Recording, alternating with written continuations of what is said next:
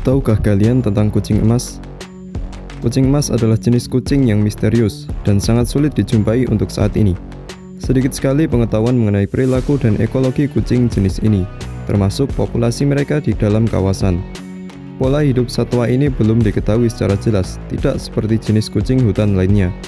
Kucing emas Asia hidup di wilayah tropis dan subtropis, di Asia Barat Daya, mulai dari Cina dan India, hingga Semenanjung Melayu, Thailand, Vietnam, dan Indonesia. Jika dibandingkan dengan kucing kampung, kucing emas memiliki ukuran dan suara yang berbeda. Tak jarang, warga yang melihat kucing emas kerap mengira sebagai anak harimau. Kendati disebut kucing emas, warna bulunya cukup bervariatif. Ada yang berwarna